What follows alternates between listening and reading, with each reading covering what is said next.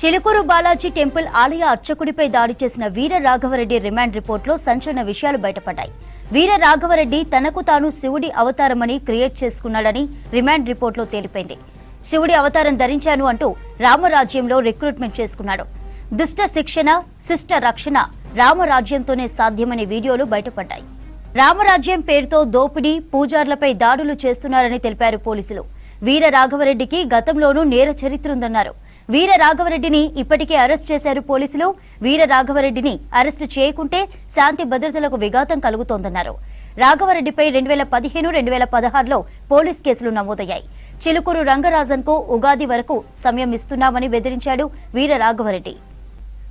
Details అందించడానికి Dhanraj live లో ఉన్నారు. ధనరాజ్, వీర రాఘవరెడ్డి రిమాండ్ రిపోర్ట్ డీటెయిల్స్ అండి.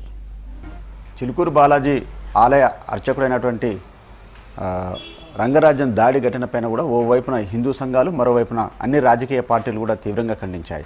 అయితే దాడికి పాల్పడ్డ ప్రధాన నిందితుడైనటువంటి వీర రాఘవరెడ్డి రిమాండ్ రిపోర్ట్లో పలు కీలకమైనటువంటి సంచలనమైనటువంటి విషయాలు బయటకు వస్తున్నాయి.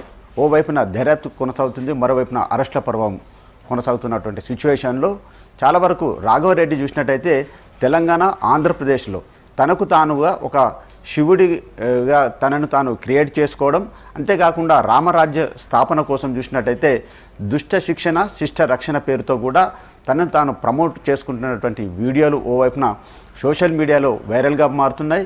ఇలాంటి సిచ్యువేషన్లో చూసినట్టయితే ఆయన నేర చరిత్ర చూసినట్టయితే 2015, 2016లో కూడా పలు క్రిమినల్ కేసులు కూడా నమోదయ్యాయి. ఇలాంటి క్రమంలో చూసినట్టయితే రాఘవరెడ్డిని ఎందుకు అరెస్టు చేశాం అనే విషయాలపైన కూడా పోలీసులు పలు ఆధారాలతోటి కూడా రిమాండ్ రిపోర్ట్ను ఇంపోజ్ చేయడం జరిగింది. ఇందులో చూసినట్టయితే పలువురు పూజార్లను టార్గెట్గా చేసుకోవడం, అక్కడ బెదిరింపులకు పాల్పడడం, అంతేకాకుండా వసూళ్లను కూడా చేసినట్టుగా ఇప్పటికే పోలీసులు పలు కీలకమైనటువంటి ఆధారాలను రాబట్టారు. అంతేకాకుండా రంగరాజన్కు ఉగాది లోపుగా తన గడువిస్తున్నామంటూ కూడా ఆయనను బెదిరించడం, అంతేకాకుండా చాలా వరకు దుర్భాషలాడినటువంటి వీడియోలు బయటికి రావడం జరిగింది. ఇలాంటి క్రమంలో మరోవైపున చూసినట్టయితే ఓవైపున తనకు తానే శివుడి అవతారంగా పేర్కోవడం, మరోవైపున దుష్ట శిక్షణ, శిష్ట రక్షణ పేరుతోటి కూడా పలు వీడియోలను కూడా ఇప్పటికే సోషల్ మీడియాలో వదిలారు.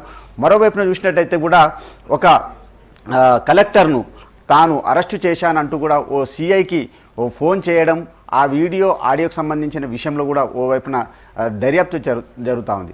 ఓవైపున సిఐ కూడా అందులో ఆ ఆడియోలో కూడా మాట్లాడుతున్నారు. ఎందుకంటే రాఘవరెడ్డి, మీరు ఎందుకు కలెక్టర్ను అరెస్ట్ చేస్తారు, మీకు ఏ అధికారం ఉంది, చట్టాన్ని మీరు ఏ రకంగా చేతుల్లోకి తీసుకుంటారనే అంశాన్ని కూడా ఓవైపు సిఐ రాఘవరెడ్డిని కూడా ప్రశ్నించడం జరిగింది.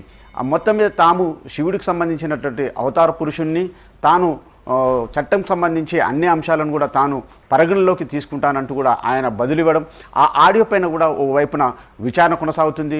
మరోవైపున చూసినట్టయితే 2015 నుంచి 16 నుంచి ఇప్పటి వరకు కూడా ఎవరెవరిపై బెదిరింపులకు పాల్పడ్డారు, పలువురు పూజారులను టార్గెట్ చేసుకొని ఎంతమందిని బెదిరించారు, ఎవరి దగ్గర వసూళ్లకు పాల్పడ్డాడు, సోషల్ మీడియాలలో కొంతమంది వ్యక్తుల చేత కూడా రామరాజ్యం స్థాపనతోటి ప్రత్యేకమైనటువంటి ప్రైవేట్ సైన్యాన్ని ఏర్పరచుకోవడం, వారి చేత కూడా రామరాజ్యం పేరిట కూడా పలువురిని ప్రమాణం చేయించినటువంటి వీడియోలు ఓవైపున కలకలం రేపుతున్నాయి. మరోవైపున చూసినట్టయితే పూజార్లనే టార్గెట్ చేసుకొని పలువురు ఆలయ అర్చకులను కూడా బెదిరించినటువంటి వీడియో అంశాలపైన కూడా ఇప్పటికే పోలీసులు దర్యాప్తు కొనసాగిస్తున్నారు. అయితే రామరాజ్యం పేరిట కూడా ఇప్పటికే పలువురు ఏదైతే ఆయన అనుచరగణం ఉందో పదుల సంఖ్యలు కూడా అరెస్టు చేశారు. అయితే వీర రాఘవరెడ్డి నేర చరిత్రకు సంబంధించిన వ్యవహారంలో కూడా ఇప్పటికే పోలీసులు మాత్రం చాలా వరకు లోతైన దర్యాప్తు చేస్తున్నారు. వీర రాఘవరెడ్డిని ఎందుకు అరెస్టు చేశామనే అంశాలపైన కూడా పలు విషయాలను కూడా పేర్కోవడం జరిగింది. ఎందుకంటే వీర రాఘవరెడ్డి రంగరాజన్పై దాడి చేసిన ఘటన పైన అతన్ని అరెస్టు చేయకపోతే పూర్తి శాంతి భద్రతలకు కూడా విఘాతం కలిగే అంశాలు ఉన్నాయి. కాబట్టి వెంటనే రామరాజ్యంకు సంబంధించినటువంటి వెబ్సైటు దాన్ని కూడా పూర్తిగా పరిశీలన కొనసాగిస్తున్నాం. అంతేకాకుండా ఆయన సోషల్ మీడియాలో ఏ వీడియోలు చేశారో ఆ వీడియోలపైన లోతైన దర్యాప్తు చేస్తున్నాం. మరోవైపున చూసినట్టయితే ప్రైవేట్ సైన్యం పేరుతోటి ఎక్కడెక్కడ బెదిరింపులకు పాల్పడ్డాడు, అదేవిధంగా 2015, 16కు సంబంధించినటువంటి వ్యవహారంలో పలు క్రిమినల్ కేసులు ఉన్నాయి. ఆ క్రిమినల్ కేసుల ఆధారంగా కూడా దర్యాప్తు చేస్తున్నాం. మరోవైపున రంగరాజాన్ని బెదిరించే అంశం కూడా చాలా వరకు పలు హిందూ సంఘాలతో పాటు పలు రాజకీయ పార్టీలు కూడా చాలా వరకు ఖండించినటువంటి సిచ్యువేషన్లో కూడా ఆయన నేర చరిత్ర పైన దర్యాప్తు చేస్తున్నామంటూ అంటూ కూడా ఓవైపున రిమాండ్ రిపోర్ట్లో పలు అంశాలను కూడా పేర్కోవడం జరిగింది.